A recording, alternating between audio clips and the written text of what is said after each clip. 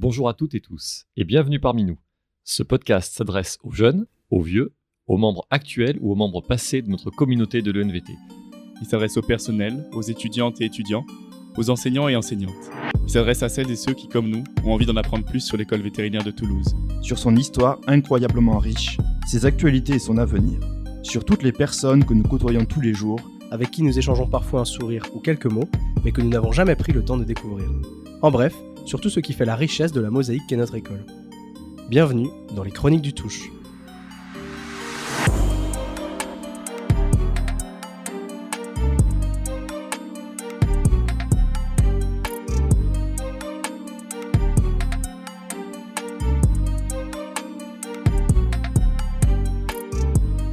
Bonjour à toutes et tous, bienvenue dans les Chroniques du Touche. Nous sommes le 9 janvier 2026, je précise toujours pour le contexte. Je suis Philippe Bronheisen et aujourd'hui nous accueillons Antoine Forner. Bonjour Antoine. Bonjour Philippe, bonjour à tout le monde. Alors tout d'abord, merci à toutes et tous qui nous écoutez pour votre accueil de notre premier épisode avec Stéphane Bertagnoli sur la dermatose nodulaire contagieuse, parce que là, à l'heure où je vous parle, donc après à peu près 3 semaines de publication, on approche des 9000 écoutes. Donc c'est évidemment énorme par rapport aux résultats qu'on fait d'habitude. Donc on s'est dit on va continuer à traiter le sujet forcément, et cette fois avec une valence très opérationnelle. Et c'est pourquoi nous avons le plaisir de t'accueillir aujourd'hui Antoine. Donc tu es vétérinaire de formation, tu es un ancien Toulousain diplômé de l'ENVT en 2015. Tu as exercé 4 ans en pratique essentiellement en rural dans le sud-ouest de la France. Et maintenant, tu es, alors après avoir un peu monté les échelons de ce que je comprends, directeur médical pour le laboratoire Zoetis, pour la division animaux de compagnie. Et tu es en plus de cela titulaire d'un executive master à l'ESSEC Business School. Et c'est pourquoi d'ailleurs nous te recevons aujourd'hui surtout. Tu es vétérinaire pompier pour le SDIS 64, donc les Pyrénées-Atlantiques depuis bientôt 10 ans. Donc aujourd'hui, si on te reçoit en particulier, c'est parce que tu as pris part en tant que vétérinaire sapeur-pompier à la campagne de vaccination de cet hiver. Donc, avant toute chose, est-ce qu'en quelques mots, pour celles et ceux qui ont déjà oublié l'épisode avec Stéphane Bertagnoli, tu pourrais nous rappeler ce qu'est la dermatose nodulaire contagieuse des bovins? Avec plaisir Philippe. En effet, j'invite toutes celles et ceux qui ne l'auraient pas écouté à écouter l'épisode. Franchement, avec Stéphane, il était extrêmement explicite et j'ai appris énormément de choses. Donc en effet, la dermatite nodulaire contagieuse, comme vous le savez sûrement, donc on est sur une maladie virale qui touche principalement les bovins, d'accord. Donc c'est pour ça que cet épisode et en tout cas l'expérience que je vais vous citer est à propos de cette espèce-là. Donc elle est causée par un poxvirus, et de la famille des poxviridae. Donc cette maladie, comme vous le savez peut-être, elle est principalement transmise par tout ce qui est insectes piqueurs, donc les mouches, moustiques, etc. Donc Stéphane en parlera mieux que moi. Mais en fait, la problématique, c'est justement que par rapport à ces insectes piqueurs, on a vraiment une maladie qui a tendance à évoluer et qui peut évoluer extrêmement rapidement, puisque en fait, ces insectes vont piquer des bovins qui vont pouvoir s'infecter, ainsi de suite. Et donc, du coup, la transmission se fait à la fois par les piqûres, mais également par contact direct entre animaux infectés. Donc, ça peut être la salive, les sécrétions, etc. Ça peut être aussi par tout ce qui est matériel. Et donc, in fine, qu'est-ce que vous avez sûrement retenu si vous avez regardé la télévision ou écouté la radio? C'est vraiment cette apparition de nodules cutanés qui sont extrêmement impressionnants. On peut en avoir vraiment de nombreuses dizaines. Donc, c'est vraiment des lésions qui sont douloureuses pour l'animal. Et puis, bien entendu, on reste quand même sur des animaux de rente, donc du coup, qui diminuent fortement d'un point de vue économique, justement, l'efficacité du cheptel, mais on peut également avoir beaucoup de choses, une baisse de production, des complications qui peuvent être aussi très graves, et puis on a des animaux souvent qui ont de la fièvre, qui sont abattus et surtout qui souffrent. Donc c'est vraiment cette maladie-là, c'est pour ça vraiment l'idée c'est de faire, et on va en reparler, mais d'arriver à la contenir au maximum pour, éviter qu'elle se propage, et deux, pour le bien-être animal tout simplement.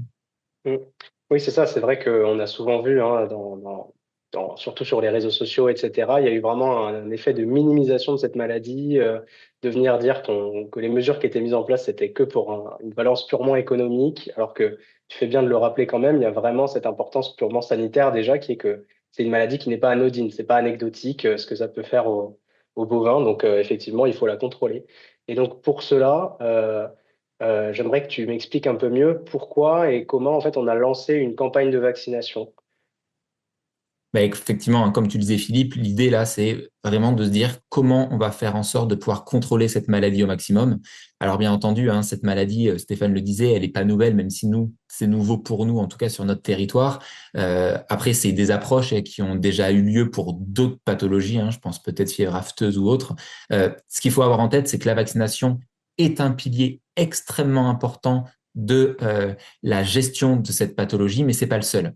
Et donc, avant même de parler en détail de la vaccination, ce que un des sujets majeurs pour ce podcast, c'est vraiment de vous dire ce qu'il faut avoir en tête, c'est que pour que on puisse arriver à gérer au mieux cette pathologie, et encore une fois, par rapport à l'expérience que nous en avons et à la connaissance de la maladie, ça passe par 4 piliers. Le premier, on va vraiment être sur, à partir du moment où il y a des cheptels qui sont contaminés, qu'on a pu mettre en évidence, on sait qu'il y a un ou plusieurs bovins, ça va passer par ce qu'on appelle le dépeuplement, d'accord? Donc le dépeuplement justement de ces animaux-là.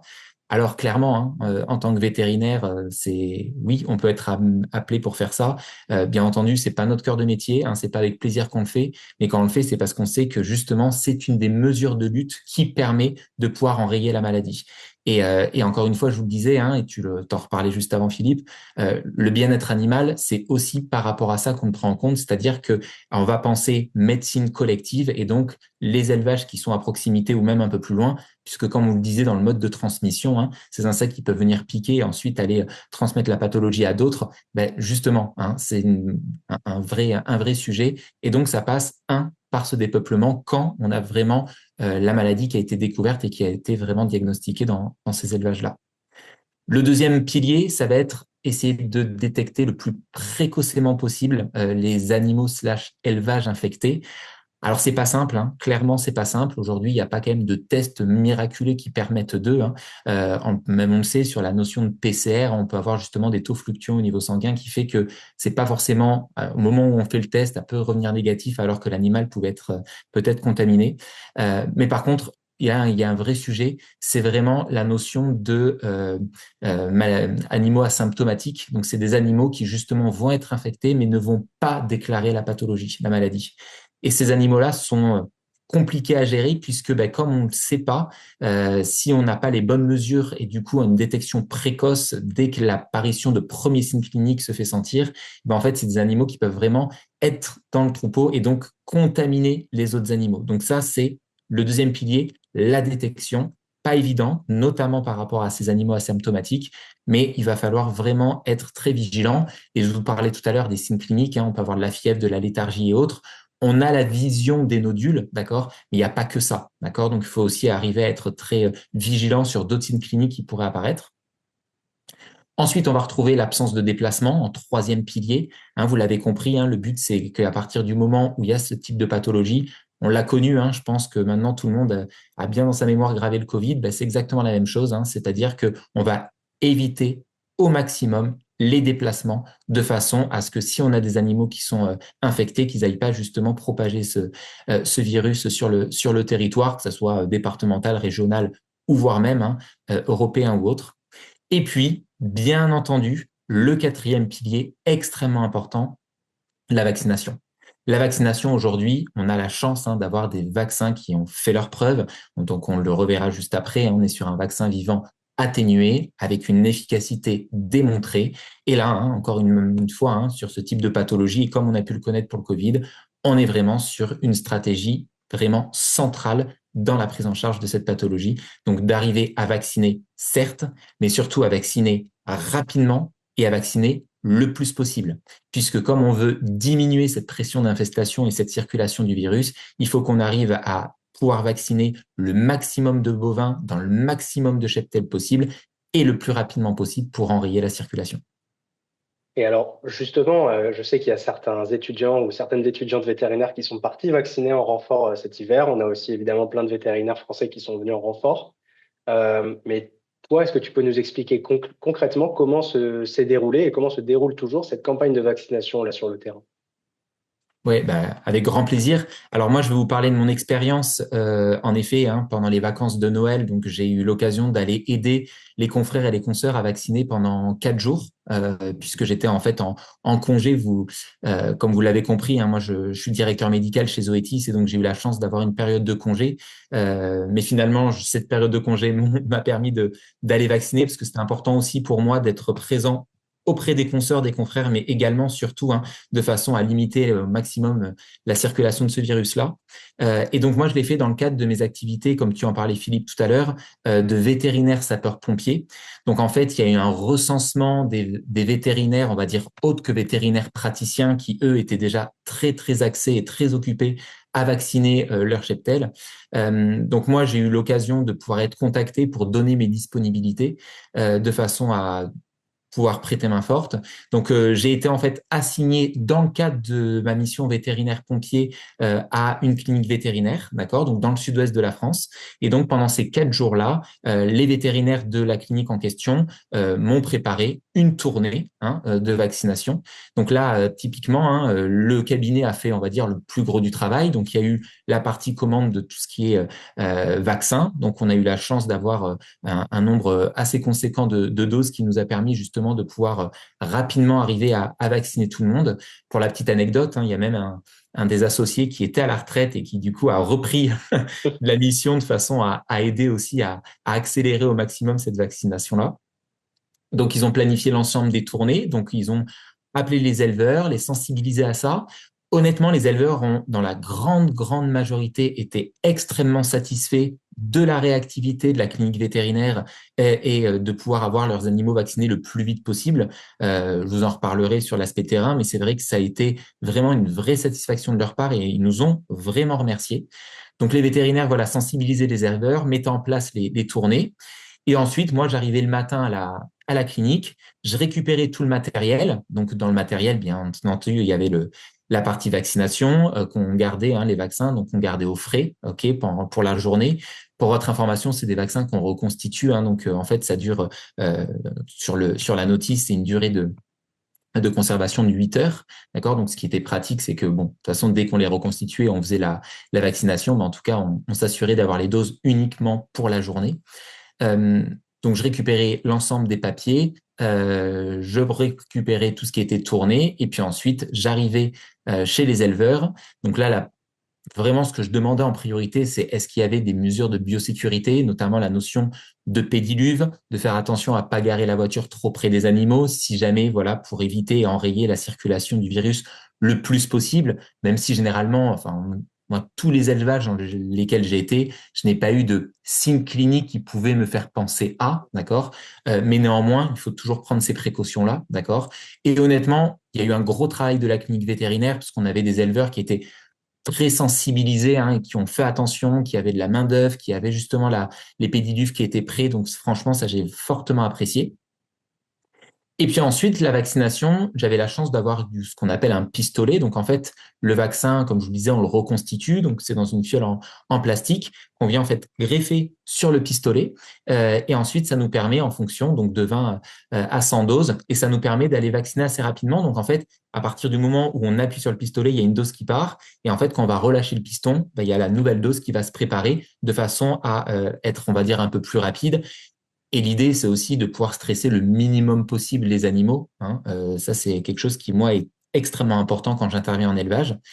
Donc, si vous voulez, concrètement, dans la blouse, moi, j'avais les aiguilles, hein, puisqu'on change d'aiguille à chaque fois, encore une fois, pour limiter la contamination si animaux infectés il y avait. Donc, on prépare l'aiguille, d'accord. On va injecter ça en sous-cutané au niveau du cou.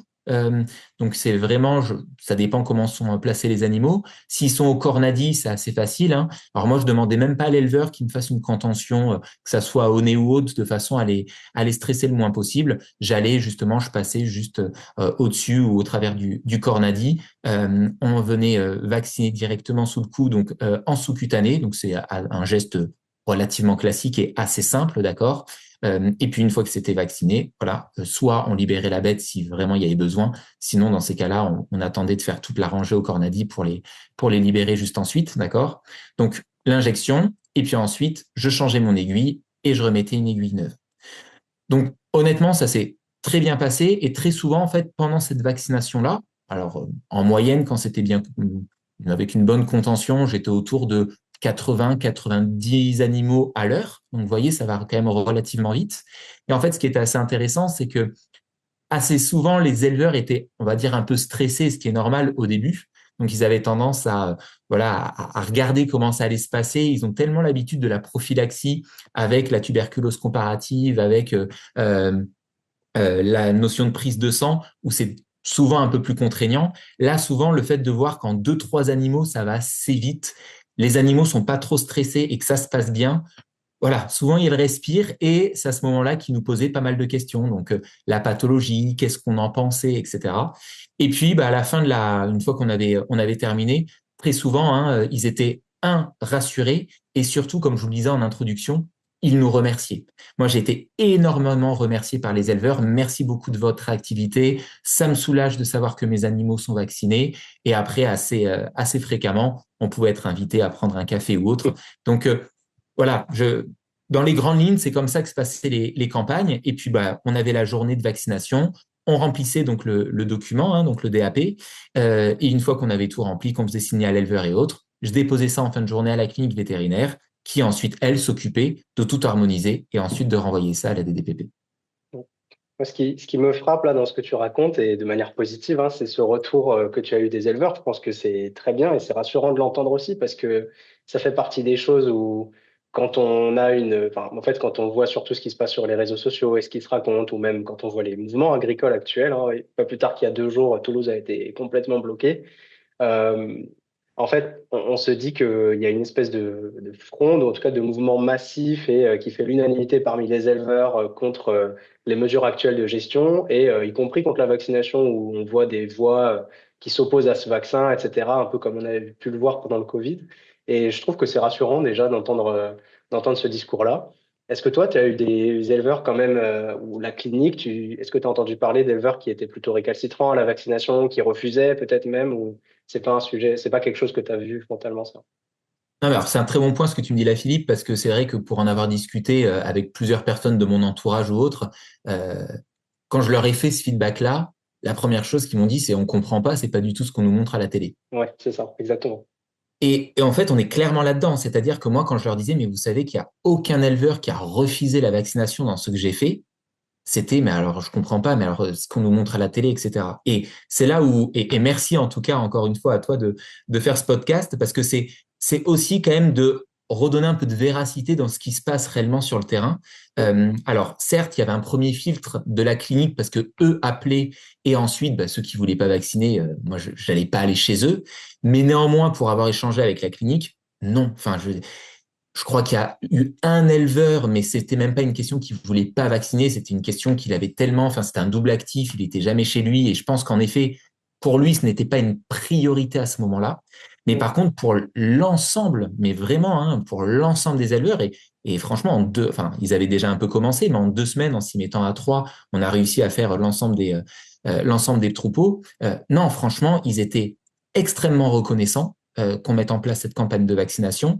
Ils étaient pressés, proactivement. Il y en a qui ont appelé la clinique pour savoir si on avait les vaccins, pour savoir si on pouvait passer chez eux, etc. Donc, il y a surtout eu un engouement positif de leur part. Et puis, comme je disais, ils étaient certes un peu... Ils avaient des questions, d'accord? Ils pouvaient avoir quelques inquiétudes sur certains. Moi, il y en a certains, ils m'ont demandé quels effets secondaires pouvait y avoir avec les vaccins, etc. Mais en règle générale, non, ils étaient contents qu'on soit là. Comme je vous disais, quand on arrivait, il y avait souvent de la main-d'œuvre, donc ils avaient demandé à la famille ou les amis ou des voisins. Ils voulaient vraiment que tout se passe le mieux possible. Et enfin, franchement, moi, ça s'est fait dans une atmosphère extrêmement détendue une fois qu'ils avaient perçu que ça allait bien se passer et que ça allait être relativement rapide. Et franchement, non. Moi, même moi, ce que je vois à la télé, non, c'est absolument pas ce que j'ai vécu sur le terrain, pas du tout. C'est très rassurant à entendre. Et sur le sujet du vaccin en lui-même, là, ça va être une question un peu plus pour les vétérinaires qui nous écoutent, mais qui constituent quand même la majorité de notre audience. Est-ce que tu peux nous parler un peu de ce vaccin en particulier qui est utilisé actuellement? Tu nous as dit déjà qu'il était atténué, qu'il fallait le reconstituer. Euh, Est-ce que tu as d'autres choses à nous apporter sur le vaccin? Ouais, exactement. Donc, alors sur sur ce vaccin, donc celui que moi j'ai utilisé en effet, donc comme je disais, un vaccin vivant atténué. L'intérêt, c'est que ça permet d'avoir une seule injection, d'accord, de façon à ensuite. Alors, il faut la durée d'un mois, mais de façon à ce que l'immunité se mette en place, et ensuite ça part pour un an. Mais en tout cas, ça permet qu'une seule injection. Donc ça, c'est extrêmement bien quand même dans ce cadre-là, quand on a une campagne de vaccination qu'on souhaite forte et avec une immunité rapide. Donc, comme je vous le disais, efficace, voilà, on peut le voir, et puis on avait du recul là-dessus. Donc, comme je vous le disais, très sûr, comme vaccin, il y a peu d'effets secondaires rapportés. Si on regarde la notice, on a des effets secondaires qui sont rapportés dans une fréquence très rare. Donc, pour toutes celles et ceux qui nous écoutent, ce qu'on appelle très rare dans la partie notice, donc du RCP. Le RCP, c'est le résumé des caractéristiques du produit. C'est moins d'un animal sur 10 000 animaux traités. Alors certes, ça dépend aussi du taux de déclaration du nombre d'effets secondaires, mais on est vraiment sur une fréquence qui est extrêmement faible. Et donc, on a en effet 3 effets secondaires potentiels qui sont notés. La diminution temporaire de la production de lait, un nodule cutané qui peut apparaître. Alors attention, on n'est pas sur les nodules cutanés qu'on peut connaître avec la pathologie. Là, c'est vraiment, encore une fois, on peut avoir une réaction locale au point d'injection. C'est surtout ça que ça décrit. Et puis une hyperthermie temporaire. Encore une fois, on reste sur de la vaccination. Le but de la vaccination, c'est de pouvoir mobiliser le système immunitaire pour qu'il réagisse contre le pathogène qu'on va lui présenter. Et donc, c'est logique. Enfin, je pense que quand vous avez été aussi, pour celles et ceux qui ont été vaccinés contre la Covid-19, c'était pareil. Voilà, il y en avait certains qui réagissaient comme ça. Mais moi, comme j'explique aux éleveurs, ça veut dire qu'il y a une réaction, et ça veut dire justement que le vaccin fait son effet. Et donc, en effet, c'est un volume qui est assez faible. C'est 1 millilitre en termes d'injection. Donc ça, c'est bien aussi par rapport à un bovin. Et le poids d'un bovin, c'est quand même très faible en termes de volume d'injection. Et en effet, donc comme on est sur du vaccin vivant atténué, souvent, il y a la nécessité de le reconstituer. Donc, il y a toujours pareil, la partie solvant et puis la poudre. Donc, on va venir prélever dans le solvant, on va mettre en suspension justement la poudre, et puis ensuite on va reconstituer ça dans le volume, donc de 20 ou 200 millilitres, et ensuite 8 heures de conservation une fois que le vaccin est reconstitué. Et donc après 2, non même 3 semaines, voire plus parfois, d'investissement massif de vétérinaires comme toi ou de vétérinaires cliniciens qui étaient déjà dans ces zones où il fallait vacciner, est-ce que tu peux nous faire un bilan en termes de couverture vaccinale là, alors qu'on est début janvier maintenant? Ouais, tout à fait. En plus de ça, ce qui est intéressant, c'est que j'ai réussi pour ce podcast, à récolter des chiffres qui datent du 7 janvier. Donc là, on est vraiment, voilà. Ouais, exactement. Là, je pense qu'on peut pas faire beaucoup mieux. Donc en effet, au global, sur les différentes zones. Donc en fait, c'est vraiment les zones où on a pu avoir justement la découverte de certains cas, et les zones justement qui sont concernées par ces campagnes de vaccination. Donc, au global, d'accord, à date, on est à une couverture, un taux de vaccination de 82,4%. Donc, on est à plus de 80%. Encore une fois, comme je vous disais, l'idée, c'est d'avoir le maximum d'animaux vaccinés, et surtout aussi de cheptels qui sont vaccinés. Donc, Sachant que là, quand tu parles au total, c'est sur les départements sur lesquels on a effectué la vaccination, c'est ça? C'est pas toute la France. Exactement. Donc, quand je parle de ces départements, ceux qui sont concernés, on est sur l'Ariège, l'Aude, la Haute-Garonne, le Gers, l'Hérault, les Landes, les Pyrénées-Atlantiques, les Hautes-Pyrénées, les Pyrénées-Orientales et le Tarn. Voilà, donc c'est sur ces départements-là. Et ça va d'une couverture vaccinale de 100%. Je regarde notamment l'Ariège, on est à 100%, les Pyrénées-Orientales aussi, 100%. Et sur les départements qui sont en cours, et donc avec des chiffres un peu plus bas, l'Hérault, on est à 61,9%. On va retrouver également le Tarn, 62,8%, et puis le Gers à 64%.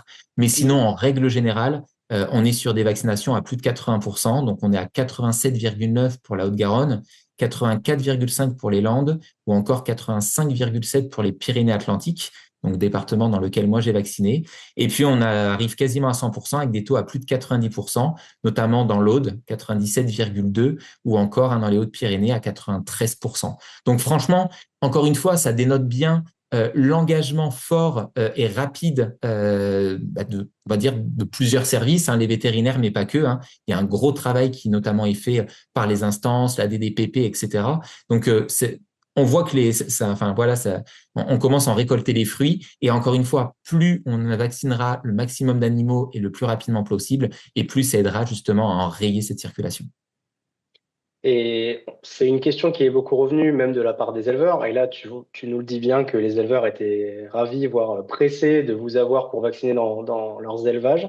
Pourtant, on ne vaccine pas toute la France. Est-ce que tu saurais nous expliquer un peu pourquoi on ne vaccine pas toute la France? Qu'est-ce que ça impliquerait aussi de vacciner toute la France? Est-ce que ce serait une solution qui pourrait exister ou pas?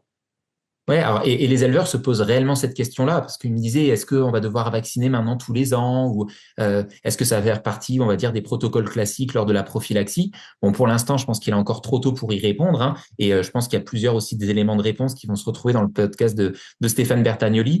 Mais en fait, là, l'idée, on est vraiment sur une situation d'urgence. Donc, à partir du moment où il y a des foyers qui sont détectés, il y a vraiment des périmètres qui vont être mis en place et dans lesquels, justement, on va limiter, comme je vous disais, la partie mouvement d'animaux, on va avoir justement une vaccination beaucoup plus accrue et autres. Donc, en fait, aujourd'hui, on avait un facteur limitant, c'était aussi tout ce qui était dose vaccinale, d'accord? On les a demandé, on les a pas forcément reçus tout de suite, même si encore une fois, il y a eu très sincèrement une vraie action de la part de l'ensemble qui ont permis quand même de les avoir assez rapidement et du coup de pouvoir commencer ces protocoles de vaccination le plus tôt possible.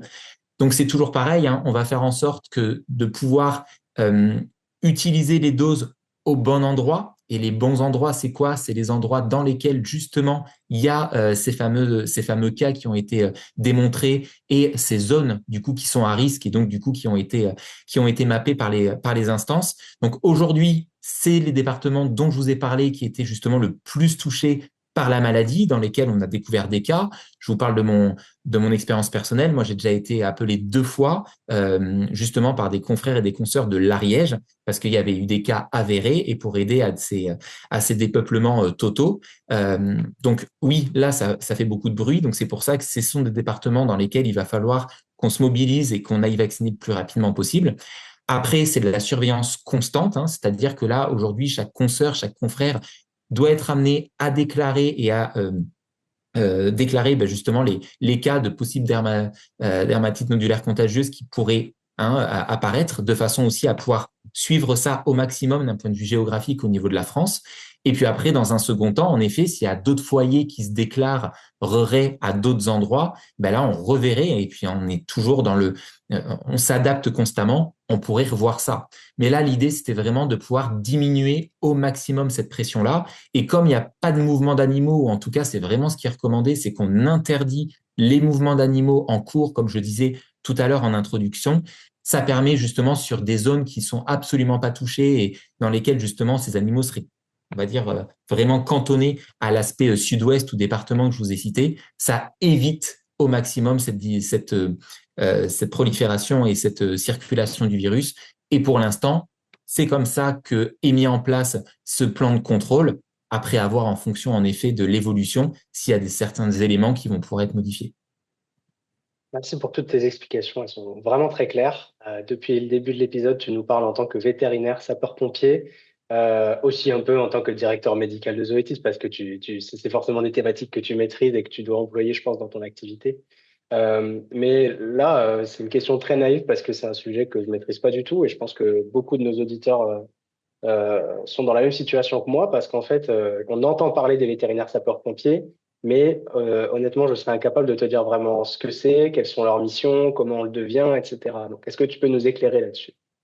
Oui, avec plaisir. Et en effet, on en parle un peu dans la presse de temps en temps, mais c'est quand même un métier, on va dire, enfin, en tout cas des missions qui sont pas forcément extrêmement bien connues, pour la simple et bonne raison que déjà tous les SDIS, donc tous les centres de secours et d'incendie de France, n'ont pas forcément ces vétérinaires sapeurs-pompiers dans leurs effectifs. Ça dépend vraiment du risque animalier.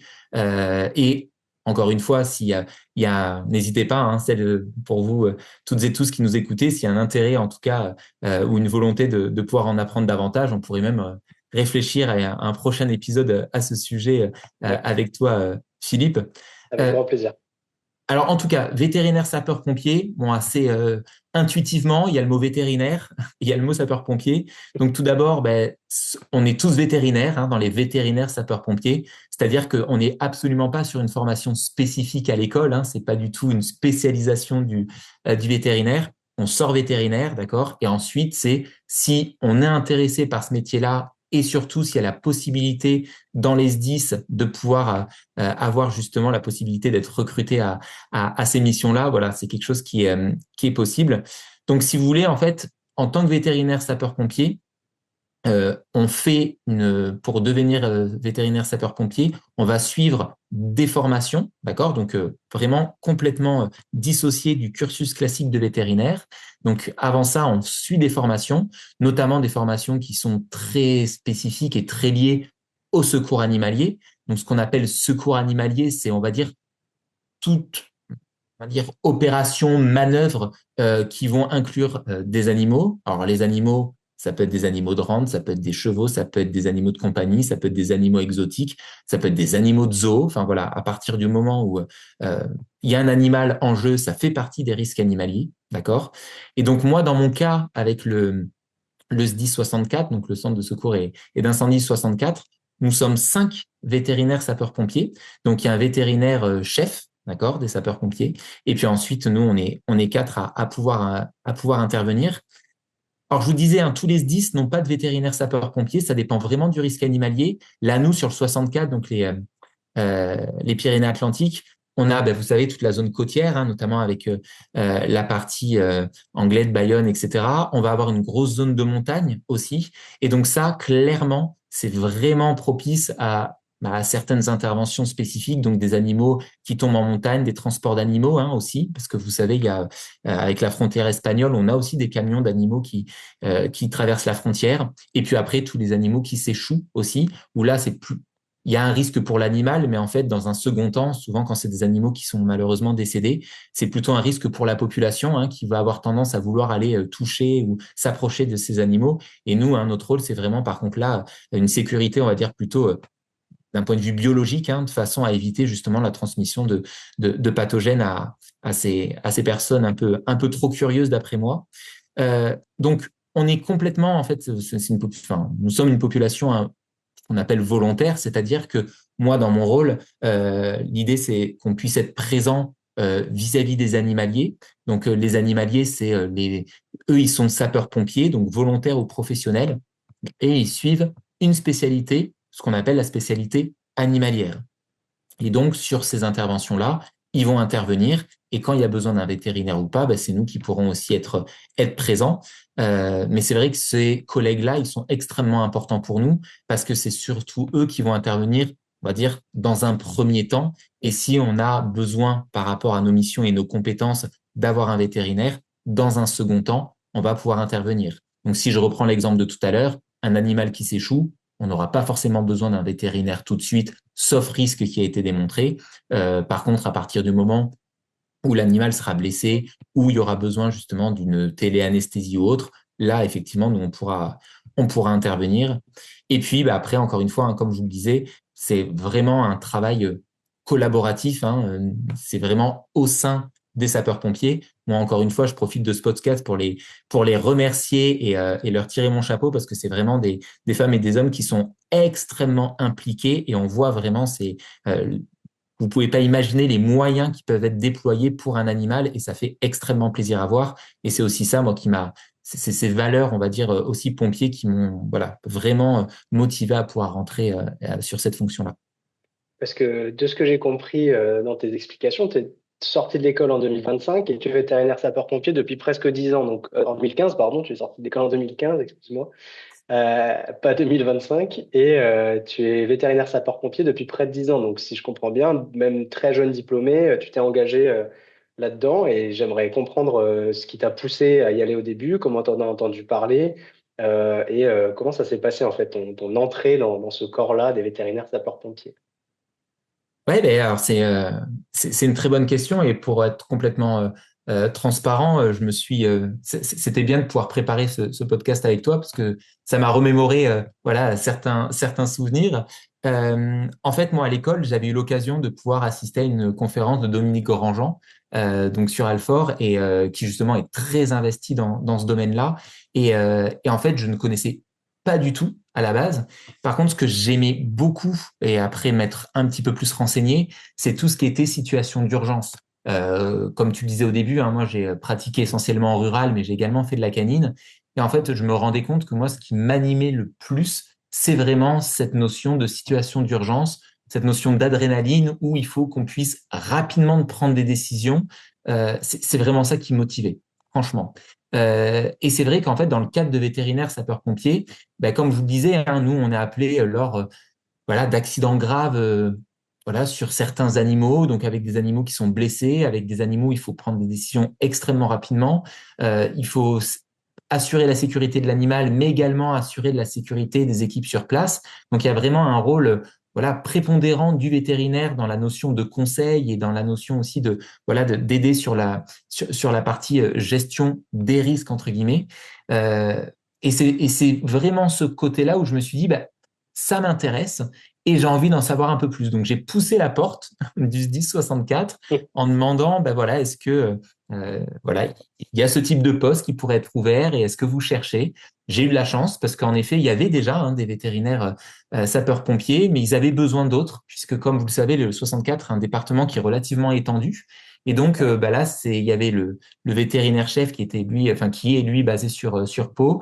On avait un vétérinaire sapeur-pompier qui était plus sur la côte, mais c'est vrai qu'il n'y avait pas forcément, voilà, on va dire des renforts sur le reste du territoire. Et donc là, ça tombait très bien. Donc oui, ils étaient intéressés. Et donc, bah, comme je vous le disais tout à l'heure, j'ai suivi les formations pour. Et puis, bah, ça m'a permis justement de pouvoir rentrer chez les pompiers. Milieu qui m'était pas complètement inconnu, hein, puisque bah, j'ai la chance d'avoir dans ma famille un oncle et un pompier et un cousin pardon qui eux sont pompiers professionnels. Et puis j'ai aussi une cousine qui est pompier volontaire avec une valence anesthésiste.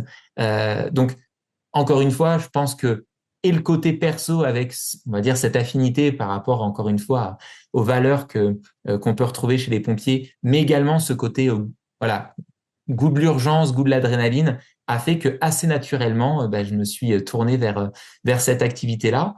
Et en effet, comme tu le disais, euh, bah, 10 ans après, j'ai pas l'impression que ça fait déjà 10 ans que je fais ça, très sincèrement. Franchement, c'est toujours aussi passionnant. Et puis, voilà, c'est vrai que ça a été une très belle découverte.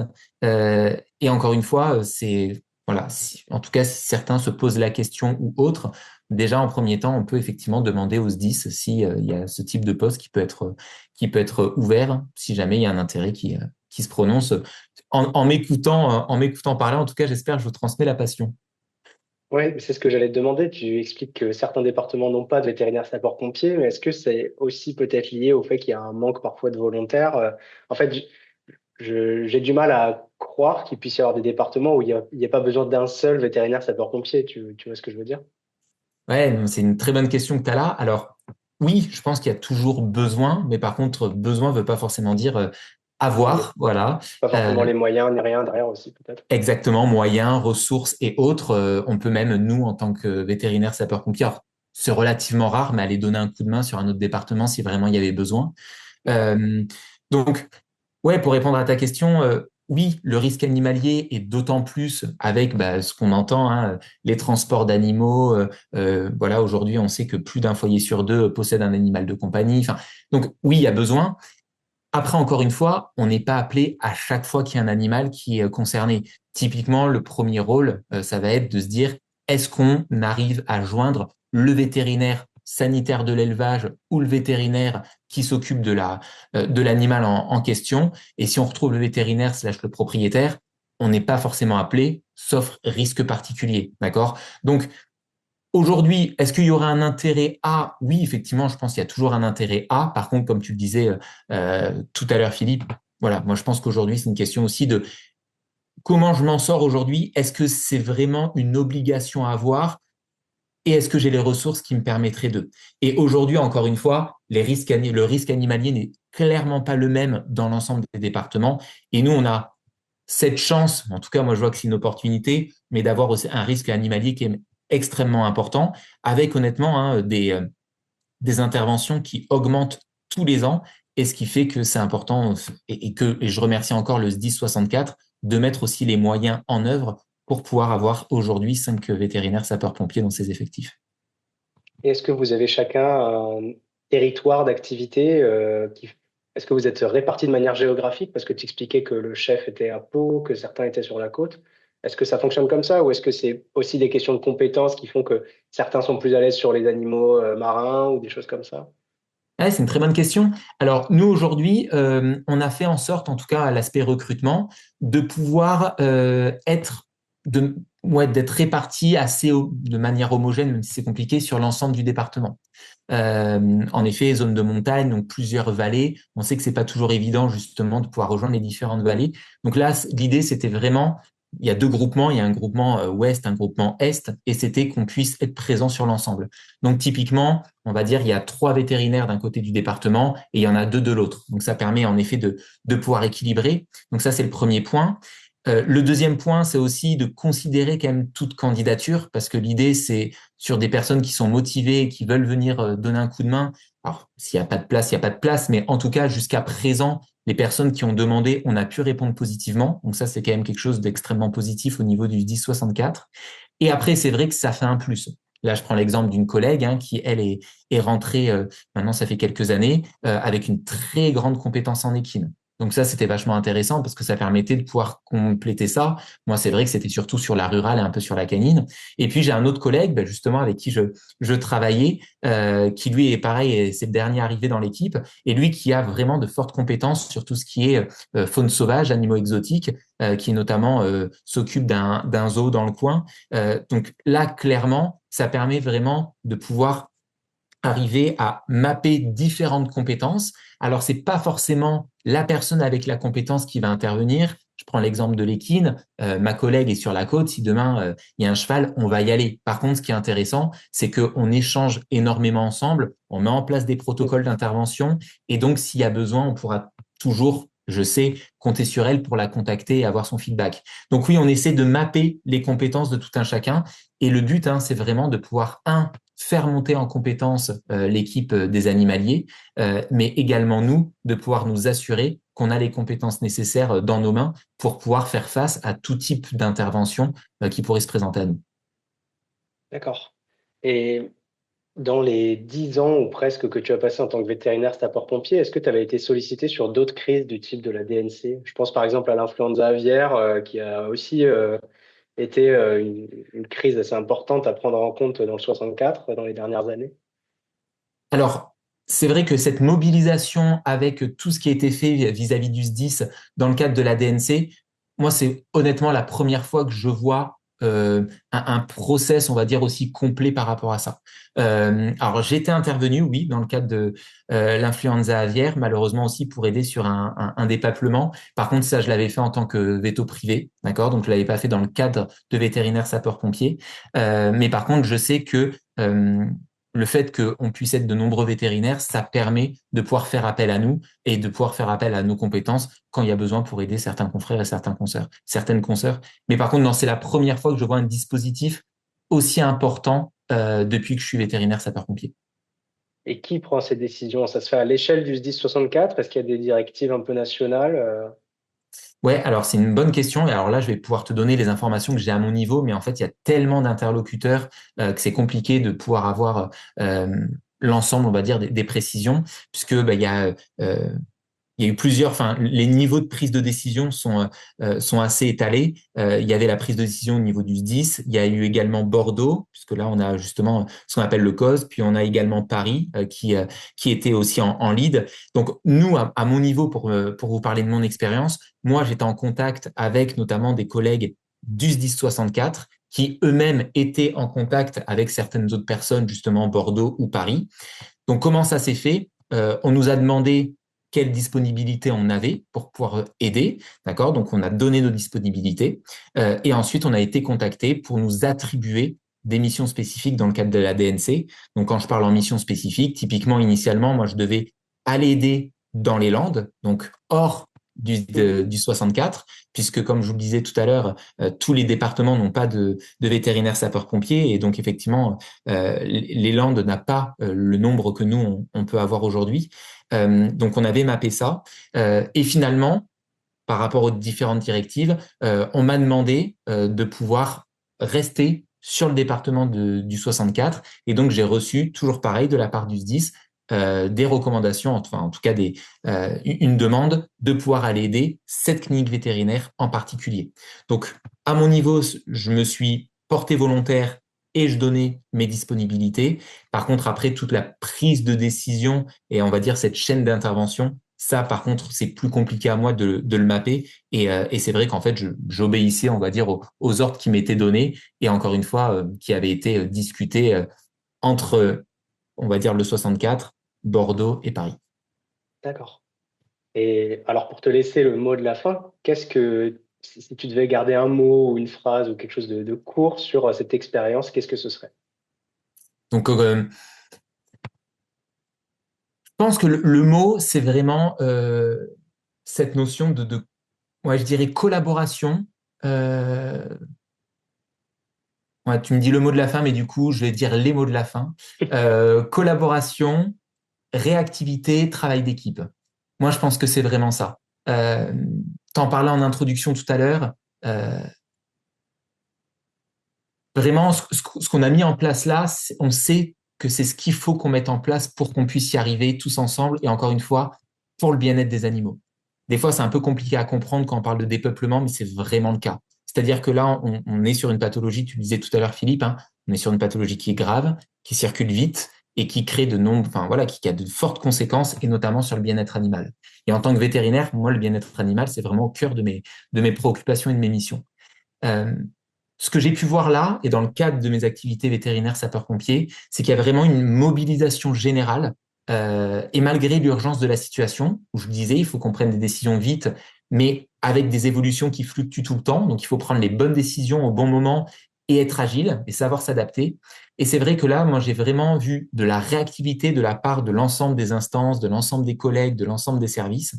Et je remercie encore une fois vraiment tout le monde par rapport à ça, que ça soit le SDIS, que ça soit les animaliers avec lesquels j'ai pu intervenir, puisque quand je vaccinais, il y avait des animaliers qui étaient présents avec moi, qui ont été du coup dépêchés par le SDIS pour pouvoir m'aider moi en tant que vétérinaire.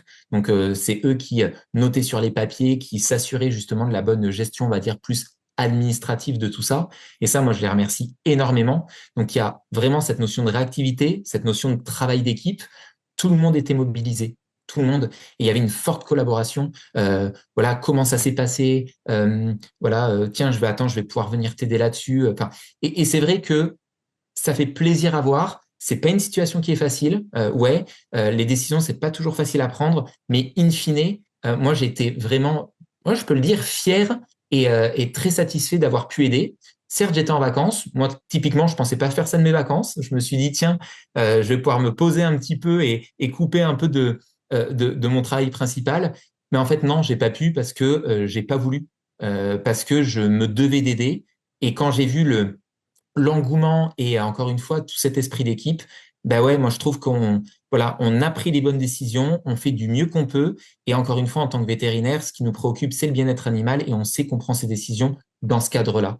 Donc voilà, si j'ai le droit au mot de la fin avec un X Oui, et un S, c'est vraiment la réactivité, la collaboration et l'esprit d'équipe, et je remercie vraiment toutes les personnes avec qui j'ai pu interagir pendant cette période-là pour la bienveillance et encore une fois tout notre travail d'équipe. bah, c'est des mots de la fin formidables. Alors, il n'y a pas de problème sur le fait qu'ils soient plusieurs parce qu'ils sont tous très pertinents.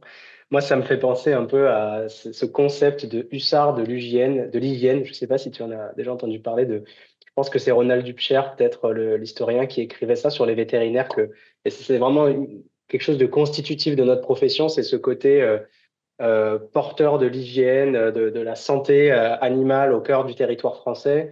Et encore plus là, avec la vaccination, c'est vrai que c'est au sortir de la Seconde Guerre mondiale que la vaccination animale a permis aussi aux vétérinaires de rentrer vraiment dans les élevages, d'aller au contact des éleveurs, même les plus reculés, et de créer ce lien fort qui existe encore 80 ans plus tard et qu'il faudrait vraiment pas renier maintenant avec malheureusement une certaine politisation de ce sujet et une instrumentalisation aussi, comme on peut le voir sur les réseaux. Et ce lien fort, comme tu nous l'as montré là dans l'entretien, il existe toujours. Et je pense que ça aussi, c'est fondamental et c'est très rassurant. Et je pense que ça rassurera les vétérinaires qui nous écoutent. Merci en tout cas. Complètement d'accord. Et puis, du coup, je suis très content que ça soit toi qui aies les mots de la fin parce que je suis complètement aligné avec ce que tu viens de dire. Et non, et c'est vrai qu'il y a vraiment ce côté confraternel, ce côté présentiel. Et ça, comme tu le dis, il faut pas l'oublier. Et je pense qu'encore une fois, c'est vraiment inscrit aussi dans nos gènes, je ne sais pas, mais en tout cas. Oui, c'est ça, c'est notre patrimoine génétique un peu, d'une certaine manière. Exactement. Non, franchement, complètement d'accord avec toi. Bon, formidable. Alors, je me permets ces mots de la fin. Du coup, merci Antoine pour ta participation et surtout ta disponibilité. Tu as été très réactif, tu as été très volontaire. Tu nous as permis de faire un épisode, je pense, de très bonne qualité qui plaira aux gens qui nous écoutent. Donc, merci beaucoup. Maintenant, merci à toi Philippe, merci à l'école vétérinaire de Toulouse. C'est toujours un plaisir de pouvoir en tout cas partager l'expérience et encore une fois, vraiment merci de m'avoir sollicité. C'était très agréable et merci pour toutes tes questions et pour l'intérêt aussi du sujet et peut-être à bientôt. Ouais, à bientôt. Merci beaucoup. Pour nos auditrices et auditeurs, n'hésitez pas et n'oubliez pas de vous abonner sur les plateformes d'écoute et de nous suivre sur Facebook et Instagram.